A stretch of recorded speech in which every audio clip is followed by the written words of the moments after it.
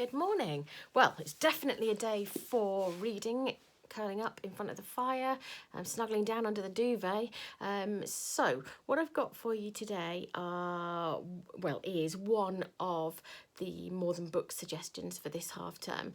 Miss Teague has recorded the second one, so I'll post both of those on YouTube so that you can choose one, both, see what you feel like. So the first one is this brilliant adventure story by Kenneth Oppel. Now you'll remember Kenneth Oppel because he wrote The Nest, that lovely spooky dark tale. It was quite short. This one is definitely more of an adventure story, so fast moving, lots to get your teeth into, lots of lovely descriptions. It's just a really good read, and especially on a day like today, it's a good one. So I'll read you the blurb and then I will read you the opening. When Will Everett boards the Boundless, he expects the ride of his life, not a fast route to death. But when the key to the train's secret cargo falls into his possession, he finds himself hunted by ruthless killers. As the great train hurtles across the country, he will need all his wits to elude his pursuers and keep himself alive. Sounds exciting. Chapter 1, The Last Spike. 3 hours before the avalanche hits, William Everett is sitting on an upturned crate waiting for his father. The town doesn't even have a name yet. Nailed to a crooked post at the side of the train track is a messy hand-painted sign that says only Mile 2553. Paint has dribbled down from the bottom of each number and letter. Yesterday, when Will and his mother stepped off the train, the conductor shouted, "End of the line!" But Will wasn't sure if farewell was the town's name or if the fellow was just in a hurry to say good riddance. The station is an uncovered wooden platform. There's a water tower and a coal shed to fuel the trains. A telegraph pole clings to a wire in a shack where the station master does on his stool, his crooked door shut against the November chill. The town feels like it's just been carved from the forest. Behind Will is a half-hearted tumble of wooden houses set back from a street of churned mud and snow. There is a general store, a church, a large rooming house where his mother waits. She's tired after their 5-day journey from Winnipeg, and so is Will. But he's had his fill of small spaces and people, and he wants to be alone and breathe fresh air. He's grubby. His hair needs a wash. He's not sure, but he might have lice again. It's itchy behind his ears. In their rooming house, the single bath was in high demand last night, and Will didn't get a turn.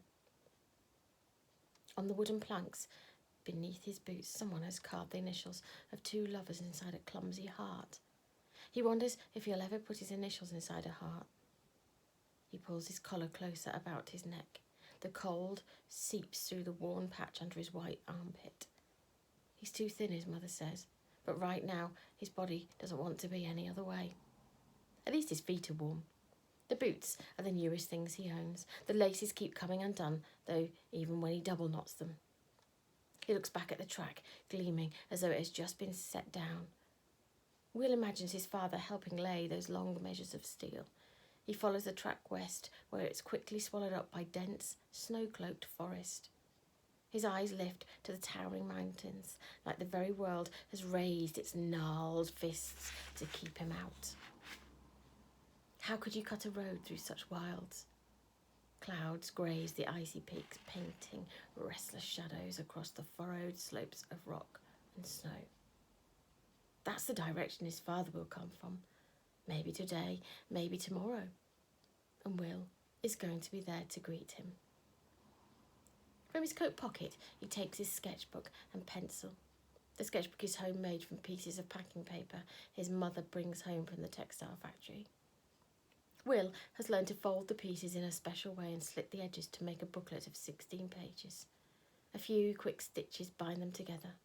He peels off his threadbare glove so he can get a good grip on the pencil stub.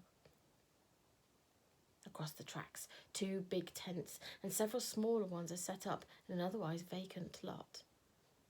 Amongst the tents are carts, some still loaded with luggage and crates. Horses nose the scraggly earth. Across the biggest tent is written, Clack Brothers Circus. Several shabby men set up booths. The sound of their hammers echo lonely off the hills. Will chews his pencil for a few minutes, then tentatively roughs in the scene. Next he begins to capture the texture and folds of the canvas tents, the fitful light on the foothills. What you drawing? He looks up to see a girl about his age standing before him. Why didn't he see her coming? She wears a drab grey dress, her straight, fair hair parted in the middle and pulled back into 2 braids. Nothing much. He closes his sketchbook.